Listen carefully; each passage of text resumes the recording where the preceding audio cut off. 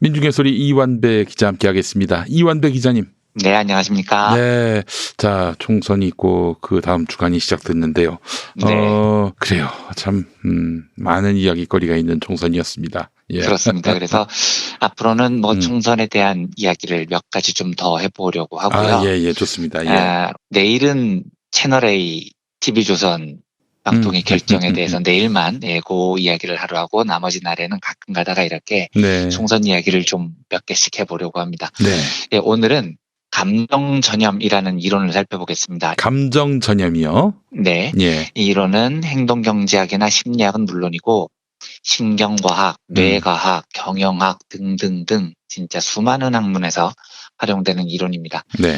차차 설명드리겠지만 감정 전염 현상을 입증하는 연구는 너무나 많아서 셀 수가 없을 정도입니다. 네. 본격적으로 이야기를 나누기에 앞서서 최근의 감염병 사태에 대한 이야기를 짧게 나눠보죠. 제가 방송을 통해서 감염병의 대처와 치료는 완벽하게 공공지의 영역이라는 말씀을 몇 번 드렸죠. 네. 이 문제는 절대로 시장이 해결할 수가 없습니다. 그렇다면 어떤 상품이 시장이 아니라 정부가 다뤄야 하는 공공재냐, 여기에 대해서 제가 과거에 경제학 교과서에 나와 있는 배제 불가능성이니 비경합성이니 뭐 이런 어려운 용어로 말씀을 드린 적이 있는데 네네.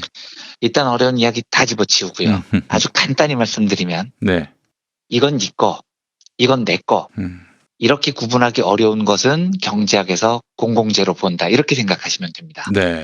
그러니까 네 거, 내 거 구분이 어려운데 어떻게 시장에서 거래를 하느냐는 거죠.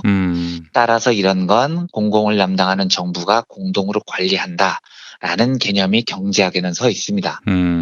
그래서 대표적으로 공기 중으로 전파되는 대부분의 것들은 다 공공재로 보면 됩니다. 예, 왜냐하면 공기 중으로 전파되는 걸 요건 내 공기, 저건 네 공기 이럴 수가 없거든요. 그렇죠. 이건 예. 뭐 여기서 후 하고 바람만 불어도 내 집에 있던 공기가 옆집 공기로 넘어갑니다. 그래서 이건 내 집 공기니까 너는 돈 내고 내 공기 맡아라 이럴 수가 없어요. 예, 오염물질도 마찬가지입니다. 우리 집에서 담배 뻑뻑 피우면 공기가 옆집으로 넘어가죠. 그러니까 이건 내 공기니까 담배 연기는 너희 집에만 머무르게 해. 이게 안 되는 겁니다. 그래서 이런 경우는 정부가 나서서 실내 흡연을 금지시킨다거나 하는 공공의 방식으로 처리를 해야 됩니다. 자, 여기까지 하고요. 지금부터 오늘의 주제인 감정 전염으로 돌아오겠습니다. 말 그대로 감정이 전염된다는 뜻입니다. 여러 연구에 따르면 이게 입증이 됩니다. 옆 사람이 행복하면 나도 행복해지고요. 옆 사람이 불행하면 나도 불행해집니다. 그 뭐 기분만 그런 거 아니야? 아닙니다. 실제로 그렇습니다. 왜 이런 일이 벌어지냐면 이건 다니엘 골먼이라는 하버드 대학교 심리학과 교수의 견해인데요. 인간은 원시 시대부터 모여 사는 사회를 이루고 살았습니다. 그리고 이 모여 산다는 것이 제가 종종 말씀드리지만 사바나에 연약한 동물, 인류를 매우 강성하게 만들어주고 그런데 모여서 살려면 제일 필요한 게 상대의 감정을 잘 이해해야 됩니다. 네. 그리고 내 감정을 상대에게 잘 전달해야 됩니다. 그러다 보니까 이게 진화하면서 사람은 사회 속에서 감정을 서로에게 전염시키는 능력을 발달했다는 거죠. 감정이 전염된다는 사실은 우리 일상생활에서 너무 쉽게 발견할 수 있습니다. 예를 들면 아침에 일어났는데 배우자 기분이 확 다운돼 있어요. 이러면 나도 기분 더러워지거든요. 여러분 이런 경험 분명히 있으실 겁니다. 출근 시간에 버스를 탔는데 기사분이 밝은 표정으로 어서 오세요 라고 인사를 해주시면 하루 종일 나도 기분이 가벼워지는 겁니다. 이것 때문에 감정 전염 현상은 경영학, 특히 인사이론에서 매우 중요하게 다룹니다. 상사가 하루 종일 우중충한 표정으로 사람들을 갈구고 다니잖아요. 그 조직 망하는 겁니다. 그러니까 대한항공, 조간의 일가 이런 애들은 절대 경영을 하면 안 돼요. 그 포악한 감정이 전염병처럼 번지거든요. 반대로 상사가 밝고 명랑하고 인자하고 늘 웃으면 그 조직은 항상 활기가 차죠. 그 활기가 전염이 되는 겁니다. 이 말은 행복도 불행도 그러니까 인간의 거의 모든 감정이 상대에게 전염된다는 겁니다. 물론 전염의 강도는 조금씩 다릅니다. 예를 들면 가까운 사람일수록, 친한 사람일수록 감정의 전염 강도가 강하다는 실험 결과가 있습니다. 하지만 이게 전염인 한 반드시 가까운 사람에게만 영향을 미친다고 절대 볼 수 없어요. 위대한 심리학자 스탠리 밀그램, 이 예일대학교 교수였는데요. 유명한 실험을 한 적이 있습니다. 아마 한 번쯤은 들어보셨을 이야기인데요. 네브라스카주 오마하라는 작은 동네하고 캔자스주 위치타라는 작은 동네에 사는 주민 300여 명에게 편지를 한 통씩 줍니다. 그리고 이 300명한테 자, 이 편지는 보스턴에 살고 있는 주식 브로커 아무개 씨한테 가야 되는 편지인데 이 편지를 어떻게 해서든지 그 사람에게 보내주세요. 이게 사람들이 뜨악하죠. 모르는 사람이거든요.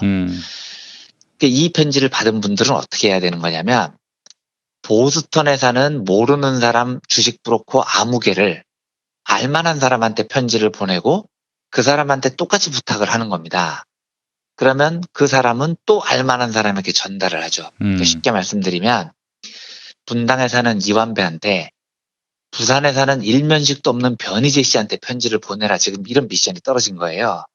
그러면 저는 부산에 사는 제 친구한테 편지를 전하면서 야, 부산에 변희재라고 산다는데 요 사람을 알만한 사람한테 편지 좀 전해줘. 이런 식으로 편지를 전달을 통해서 모르는 사람에게 전달을 하는 겁니다. 네. 그런데 놀랍게도 이 편지가 부산에 사는 변희재한테 전달이 돼요. 실제로요. 그러니까 밀그레 실험에서도 오마하와 위치타에서 시작된 편지가 보스턴 주식 중개인에게 전달이 됩니다. 더 놀라운 건 이 분당에서 부산까지야 320km 정도밖에 안 되지만 오마하고 위치타는 미국 정중앙 진짜 한가운데에 있는 도시고요. 보스턴은 미국 맨 동쪽에 있는 도시입니다.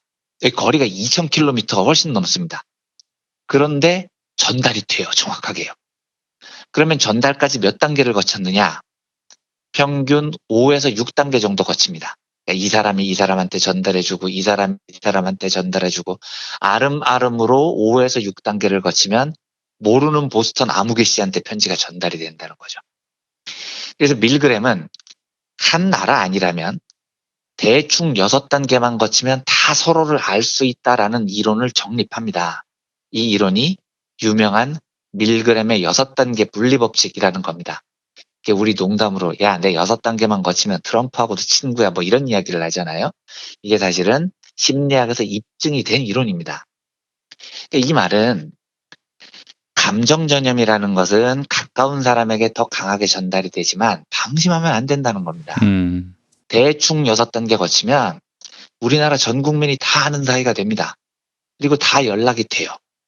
그래서 지금 이 방송을 들으시는 청취자분 중에 그 어떤 분이라도 지금 밝게 웃어주시고 주위에게 상냥하게 대해주시면 그 행복한 감정이 분당에 있는 저한테도 전염이 될 수 있습니다.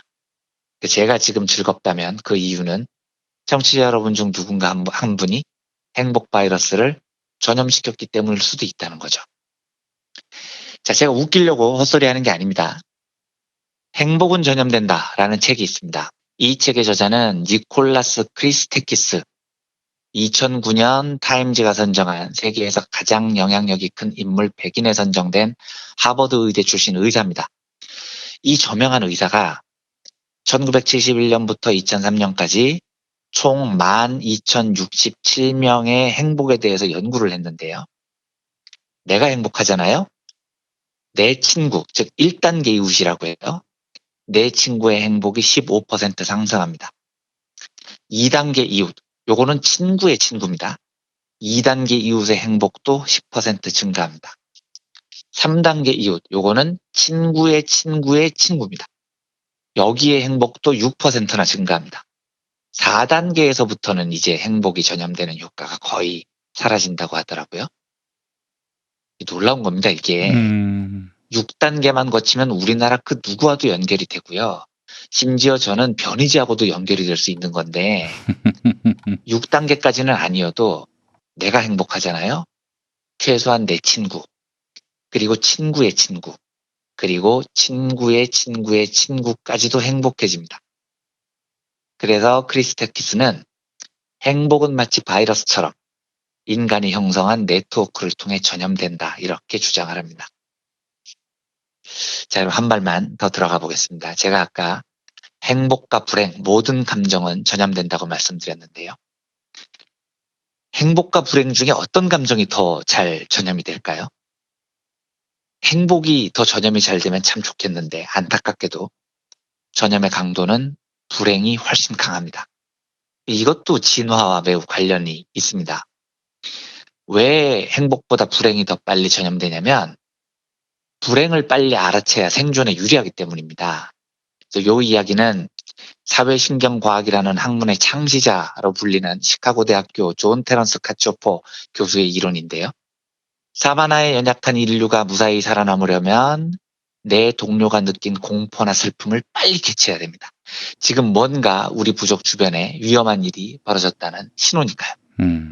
제가 왜 이런 이야기를 길게 드리냐면 아까 경제학에서는 니꺼 내꺼 구분이 잘 안 되는 것들, 그러니까 대표적으로 공기로 전염되는 건 대부분 공공재로 본다고 말씀을 드렸죠. 대기오염물질, 질병 바이러스 같은 것들입니다. 이런 건 시장에서 거래하는 게 불가능하기도 하고 시장에서 거래하는 게 효율적이지도 않습니다. 그렇다면 인류 사회의 존재 이유가 국민의 불행을 막고 국민의 행복을 증진시키는 것일 텐데 이걸 공공재로 처리해서 국가가 담당해야 할까요? 사유재로 처리해서 시장이 담당해야 할까요? 당연히 국가에서 담당해야 됩니다. 왜냐? 행복이건 불행이건 모두 전염되기 때문입니다. 그래서 누군가 행복을 독점할 수가 없는 겁니다. 내가 행복하면 아무 대가도 지불하지 않은 내 친구가 15%나 행복해진다니까요. 내가 얼굴도 모르는 친구의 행복도 10% 증가합니다. 아예 생판 남남으로 볼 수 있는 친구의 친구도 6%나 행복이 증가합니다. 그러니까 이게 얄밉잖아요. 돈도 안 내고 내 행복을 받아가니까요. 그래서 친구의 친구를 찾아가서 야, 너는 내 덕에 행복이 6%나 증가했으니 나한테 돈을 내놔. 이게 안 된다는 겁니다. 그래서 행복은 전염 때문에 시장 거래가 불가능한 재화라고요. 불행은 행복보다 전염성이 더 강하다 말씀드렸죠.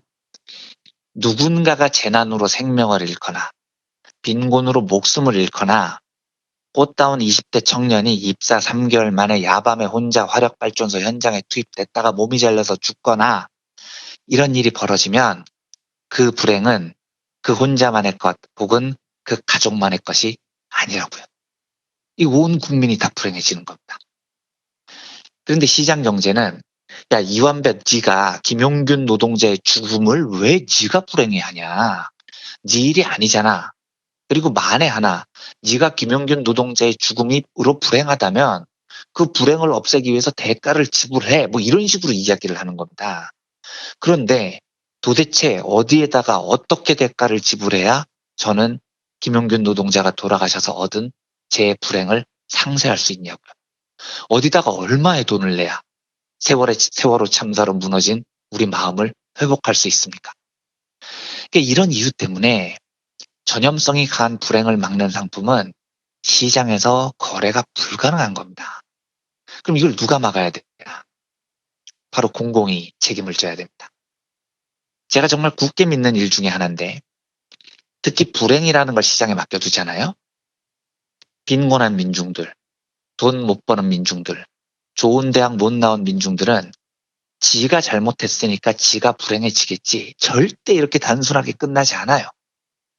그분들이 불행해지면 그 불행의 감정은 급속도로 전염이 돼서 많은 국민들이 함께 불행해지는 겁니다. 누누이 말씀드리지만 불행은 행복보다 전염이 강하다니까요. 1980년 신자유주의가 시작된 이후에 미국과 영국 민중들이 얼마나 불행해졌는지를 보십시오. 그러니까 이 사람들이 트럼프를 대통령으로 뽑고 영국이 유럽연합에서 탈퇴하는 엽기적인 일이 벌어집니다. 불행이 전염병처럼 번져서 사회의 기본적인 이성과 합리성이 무너진 겁니다. 그래서 저는 확신합니다. 국민을 행복하게 만드는 일, 국민의 불행을 없애는 일, 이 일만큼은 무조건 공공의 힘으로 처리해야 됩니다. 아니 왜 가난한 사람들한테 내 세금을 주냐 아깝게. 이 진짜 잘못된 생각입니다. 그 사람들이 복지 혜택을 못 받아서 구제를 못 받고 추운 겨울에 얼어 죽잖아요. 우리는 행복할 것 같습니까? 천만에요.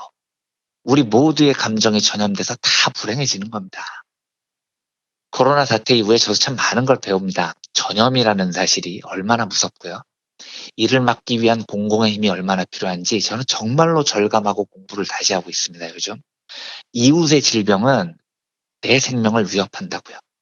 이웃의 불행은 나의 행복을 깎아먹는 겁니다. 반면에 감염병 바이러스가 창궐한 상황에서 내 이웃의 건강은 나의 건강을 함께 보장해 주는 겁니다. 그래서 자본주의 사회에서는 내 이웃이 올겨울을 따뜻하게 나고 비정규직 노동자들이 인간답게 살고 우리 농민들이 생계에 위협을 받지 않고 건강한 먹거리 재료를 생산하고 우리 산업 노동자들이 보다 안전하게 노동을 할 수 있으면 그래서 그분들이 행복해지면 이웃인 우리도 덤으로 행복해지는 거죠. 따라서 국민의 건강, 안전, 생존, 행복 이 모든 것들은 우리가 함께 풀어야 됩니다. 공공의 힘이 절실한 겁니다. 누차 강조드리지만 이번 감염병 사태를 계기로 시장이 아닌 공공의 힘이 더 굳건해지기를 바랍니다. 공공의 바탕 위에서 모두가 인간답게 살 수 있는 따뜻한 복지국가, 건강하고 안전한 복지사회가 건설되기를 소망하면서 오늘은 감정 전염 현상에 대해서 함께 살펴봤습니다. 네, 알겠습니다. 자, 이완배 기자님 오늘 말씀 잘 들었습니다. 네, 감사합니다.